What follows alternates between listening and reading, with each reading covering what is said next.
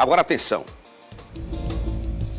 Deixa eu voltar a falar sobre o caso Brenda, a advogada que foi assassinada juntamente com seu cliente em Santo Antônio do Salto da Onça.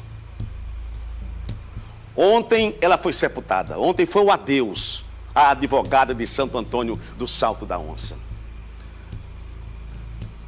E hoje também vamos falar acerca dos primeiros passos da investigação.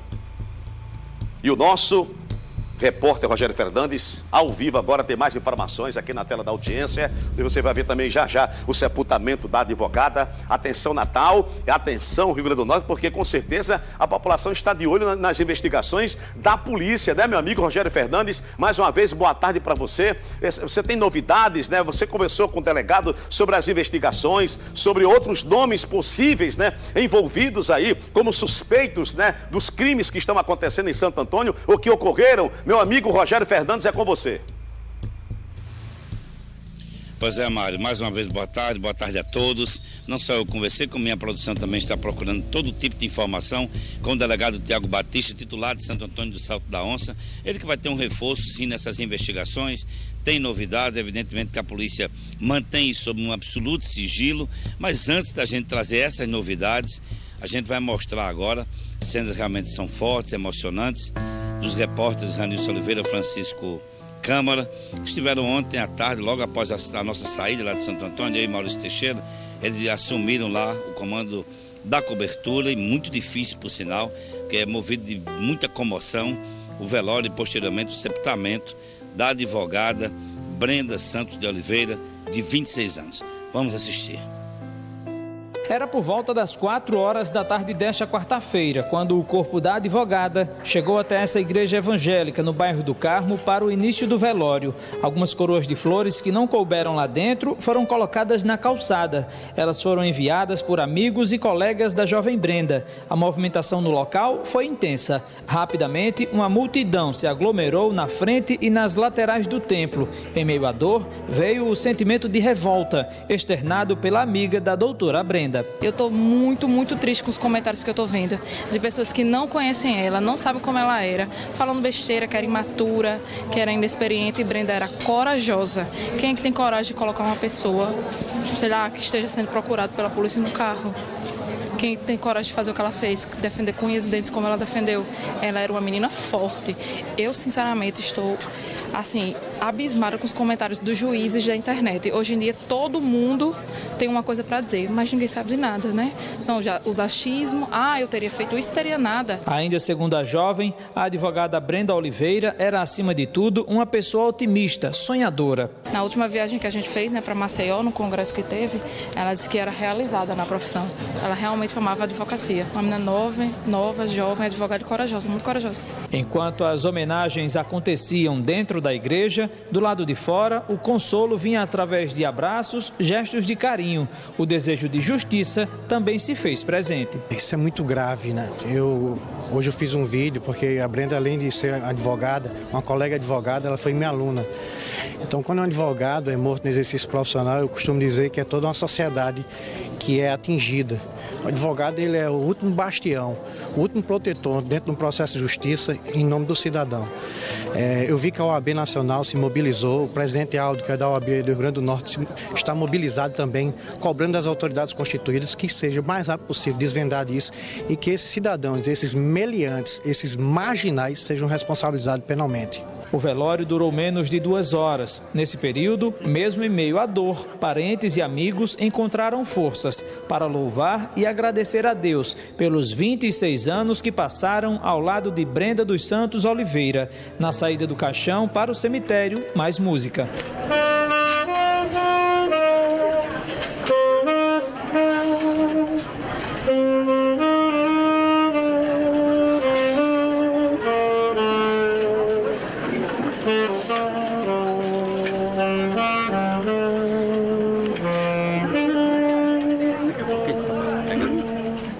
No caminho até o cemitério, amigos e desconhecidos lotaram as ruas do pacato município da região agreste do estado para o último adeus à jovem advogada. Santo Antônio do Salto da Onça, a 75 quilômetros de Natal, se vestiu de preto, em sinal de luto pela morte trágica da jovem Brenda. O clima na cidade era de completa tristeza. Depois de uma caminhada lenta, dolorosa, que durou pouco mais de 1 hora, o corpo da jovem chegou aqui ao cemitério público municipal, acompanhado por centenas de populares e amigos. Inclusive, vários outros moradores daqui da região vieram para acompanhar esse momento difícil e marcante na história de Santo Antônio. Na chegada ao cemitério São Francisco de Assis, aplausos.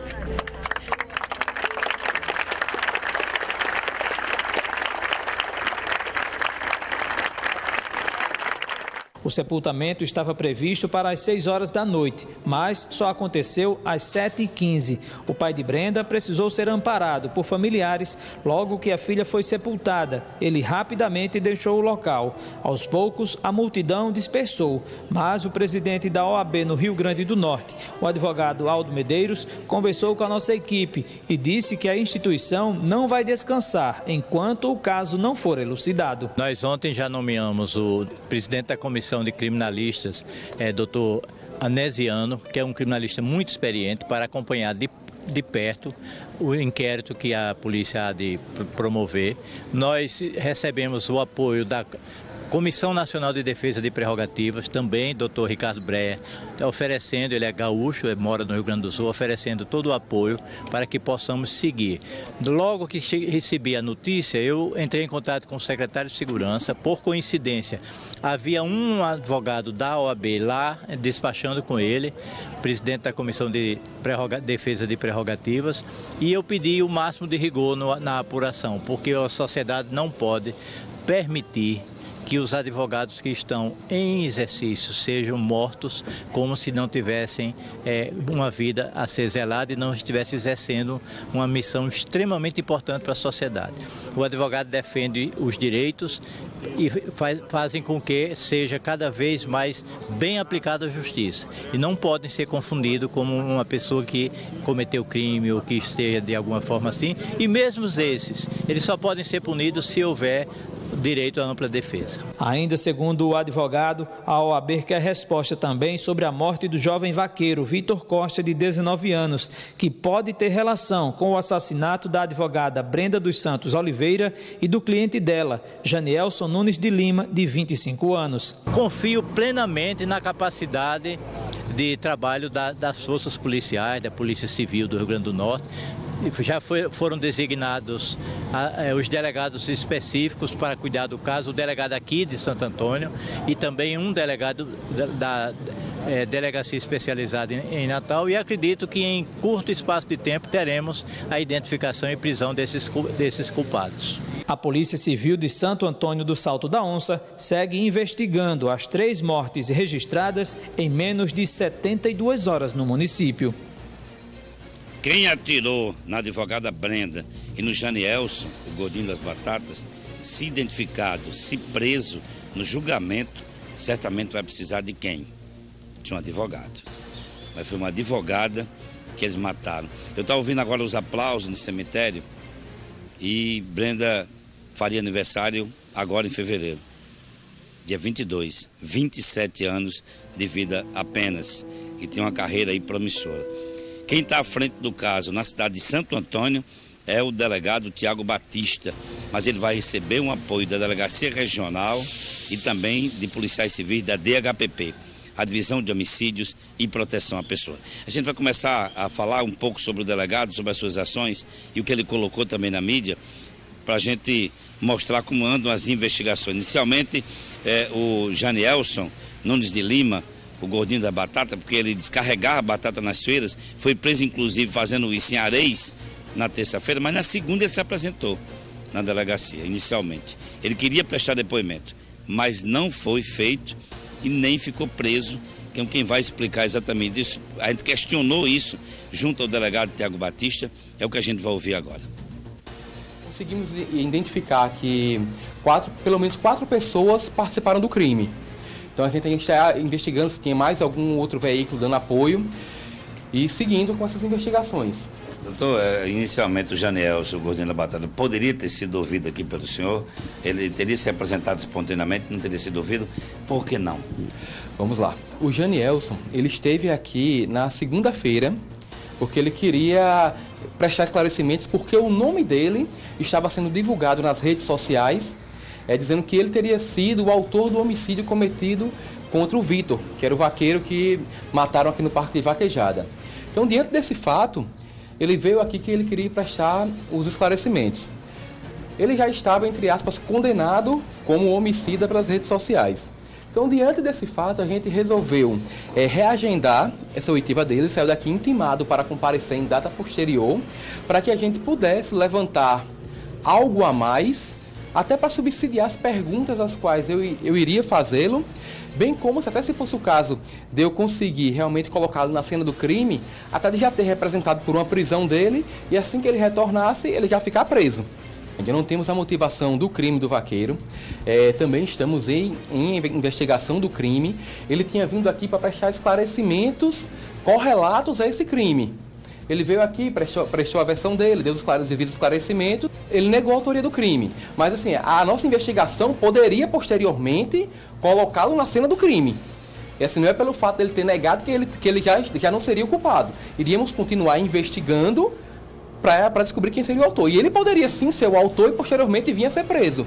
Mas naquele momento não tinha nada em seu desfavor. Por isso, ele foi embora da delegacia na companhia de sua advogada. O álibi dele é de que na hora do crime ele estaria nesse bar. E por isso que foram em direção até lá, que era para ver se tinham câmeras no local e posteriormente eles me informaram, doutor, tem câmera no local para eu pedir a coleta das imagens. Mas infelizmente, enquanto eles passavam lá pelo local, foi quando vieram as motos e com 4 elementos, 4 homens de capacete que fizeram a execução. Inclusive, quando o delegado diz que tem 4 suspeitos, são esses 4 homens, 2 pilotavam e 2 abriram fogo contra o Janielson, a maior parte dos tiros na cabeça, e também contra a advogada Brenda Oliveira. Pelo biotipo, pelo tipo físico de cada um, enfim, é um caminho que pode ser seguido a partir daí. E esse bar exatamente o Janielson foi lá com a advogada, fez uma foto, porque ele queria que incluísse no inquérito para ele provar que ele esteve ali naquele dia, mas o próprio bar não tinha câmera de segurança. As câmeras ficam do outro lado da rua, foi que flagraram exatamente o momento da dupla execução. Com relação a Janielson, ele foi liberado porque não havia prova contundente, não tinha mandado de prisão em aberto contra ele. O delegado estava começando as investigações, o crime do vaqueiro tinha sido no domingo, ele tentou se apresentar na segunda, mas na terça-feira ele foi preso pelo batalhão de polícia militar, que acionou a PM de Santo Antônio. Ele voltou à delegacia. Foi aí que começou tudo, ele acionou um advogado, enfim. É o que o delegado vai explicar agora. Ele tinha ido trabalhar na Feira Livre em Areis e tinha ido descarregar um caminhão lá. Ele veio descarregar do caminhão para colher as frutas, um caminhão lá para a feira, e estava descansando no caminhão quando os policiais militares encontraram ele lá, abordaram ele e resolveram encaminhar para a Polícia Militar lá em Areis. Depois ele foi recambiado para a Polícia Militar em Goianinha e depois os policiais militares de Santo Antônio trouxeram-no para cá. No entendimento até dos policiais militares, ele poderia até estar em situação de flagrância ou algo do tipo. Não era o caso. Doutor, qual é o histórico policial dele? Só conseguiu levantar? Ele tem algum antecedente? Matou alguém antes? Não. Os únicos antecedentes que ele tinha era uma medida protetiva que tinha em desfavor de uma ex-companheira dele, mas inclusive onde ela não havia nem representado criminalmente, que era só uma simples ameaça, e ele já havia respondido por um TCO pelo fato de ter empinado moto. E atualmente ele era usuário de drogas, mas também não era traficante. Pois é. Agora o delegado Tiago Batista, que está à frente do caso pelo município de Santo Antônio de Salta Onça, quanto ao crime do vaqueiro Vitor Costa, 19 anos, e que vai receber um apoio da DHPP e da Delegacia Regional quanto ao duplo homicídio do Janielson e da advogada Brenda. O delegado também falou sobre a provável motivação do crime contra o vaqueiro Vitor Costa, que estaria lá com sua equipe, madrugada do sábado para o domingo, recebeu uma ligação, afastou um pouco para atender esse telefone, e aí o sigilo telefônico vai ser fundamental nas investigações, pode ter alguma relação ou não, mas vai ser fundamental saber quem ligou para ele naquele momento. Ele se afastou e 2 homens teriam aparecido.